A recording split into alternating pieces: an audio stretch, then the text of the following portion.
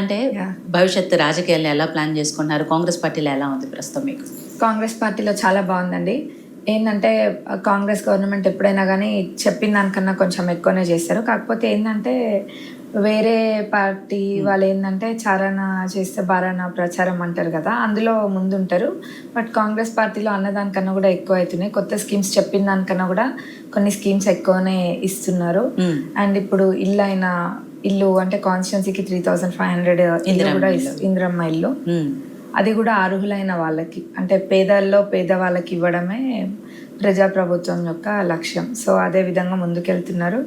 ఇంకా యువ వికాస్ అని ఒకటి స్కీమ్ లాంచ్ చేయడం జరిగింది. అది యూత్ అందరికీ కూడా చాలా ఉపయోగపడేది ఆ స్కీమ్ కూడా.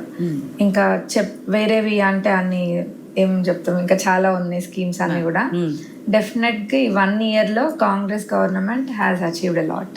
కాకపోతే ఇక్కడ మేజర్ సమస్య ఏంటంటే మీరు చెప్పిన ఆ స్కీములన్నిటి కూడా రేషన్ కార్డు అనేది కంపల్సరీ కాబట్టి ఆ రేషన్ కార్డు ఎంతమందికి కొత్త వాళ్ళకి ఇస్తున్నారు, ఇవ్వగలుగుతున్నారు, ఇచ్చే అవకాశం ఉందనేది మీ నియోజకవర్గానికి సంబంధించి ఇప్పటివరకు? అంటే రేషన్ కార్డ్స్ మీరు అన్నట్టుగా చాలా అవసరం ఉంది. ఎందుకంటే లాస్ట్ 10 years అనేది రేషన్ కార్డ్స్ ఎవరికి కూడా ఇవ్వలేదు.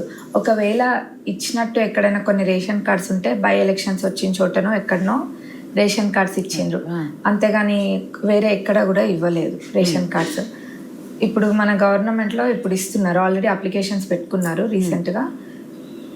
ఎవరెవరికైతే నీడ్ ఉందో డెఫినెట్గా ఇస్తారు. This is continuous process. అంటే ఇప్పుడు అప్లై చేసుకున్న వాళ్ళకి అది వస్తూనే ఉంటాయి కంటిన్యూ.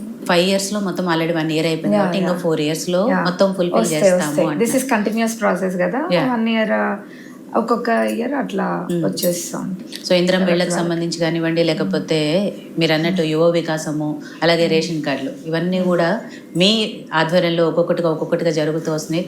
పూర్తి స్థాయిలో నియోజకవర్గ ప్రజలందరికీ న్యాయం చేయాలని కోరుకుంటున్నాము. థ్యాంక్ యూ అండి.